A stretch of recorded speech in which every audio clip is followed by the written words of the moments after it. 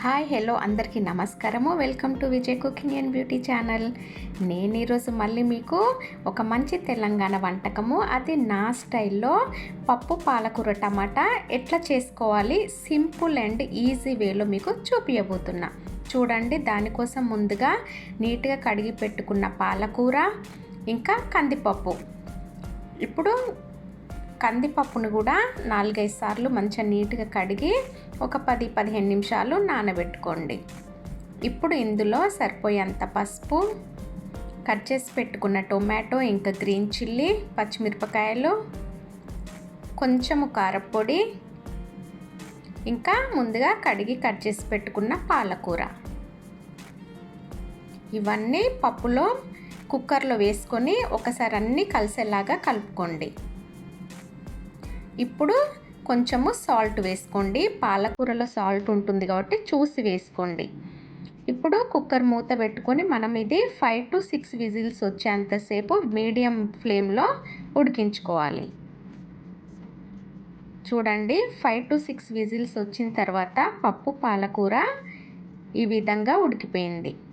ఇప్పుడు దీన్నంతా కలుపుకొని ఒకసారి మళ్ళీ స్టవ్ ఆన్ చేసుకోవాలి, ఎందుకంటే కొంచెము వాటరీగా ఉంది కాబట్టి.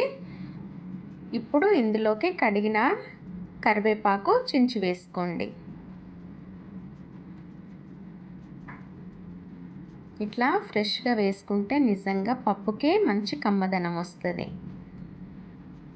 ఇప్పుడు పప్పు కొంచెము దగ్గరికి పడే వరకు ఉడికించుకోండి. నాకు సాల్ట్ సరిపోలేదు, అందుకని మళ్ళీ సాల్ట్ వేసుకున్నా. చూడండి, పప్పు అంతా ఈ విధంగా ఉడికిపోయింది కదా. ఇప్పుడు దీన్ని మనము తాలింపు పెట్టుకోవాలి. ఒక కడాయి తీసుకొని సరిపోయేంత ఆయిల్, అందులో జీలకర్ర, ఆవాలు, మెంతులు, ఇంకా వెల్లుల్లి, ఎండుమిరపకాయలు, కరివేపాకు, ఇవన్నీ కొంచెం ఫ్రై అయిన తర్వాత ఇప్పుడు కట్ చేసి పెట్టుకున్న కొత్తిమీర,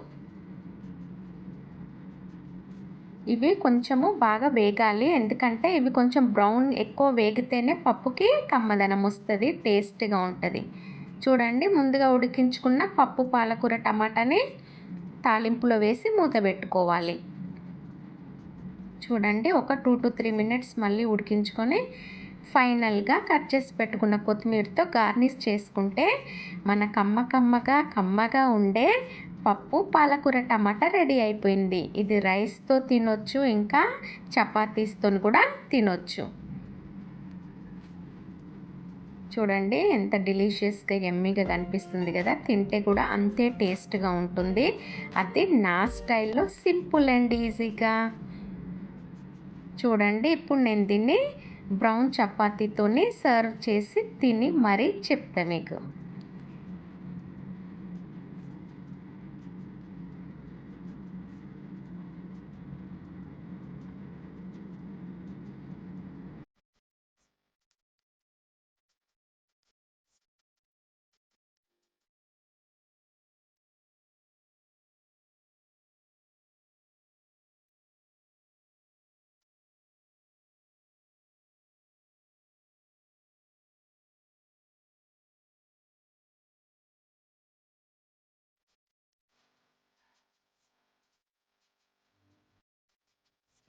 హలో, వెల్కమ్ బ్యాక్.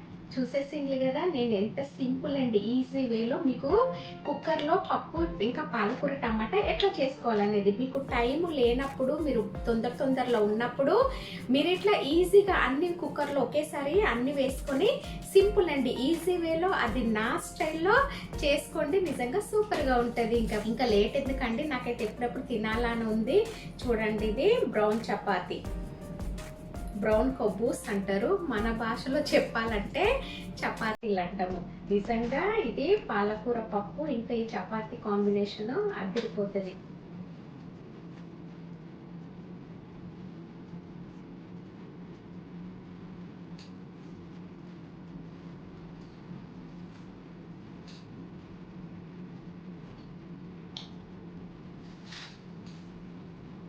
సూపర్గా ఉంది.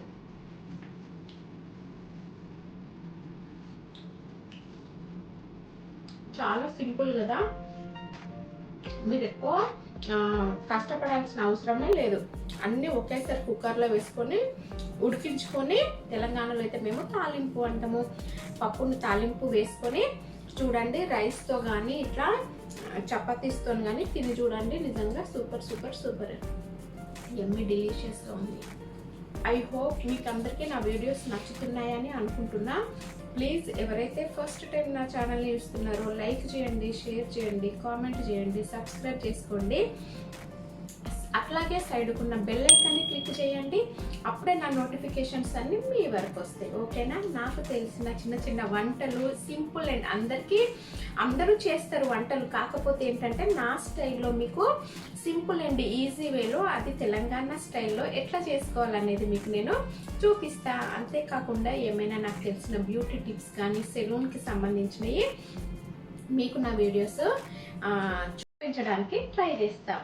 ప్లీజ్ ప్లీజ్ ప్లీజ్ ప్లీజ్ ఎవరైతే ఫస్ట్ టైం చూస్తున్నారో సబ్స్క్రైబ్ చేసుకోండి. ఇంకా నా వీడియోస్ చూస్తున్న అందరికీ, మీ అందరికీ చాలా చాలా చాలా చాలా థ్యాంక్స్.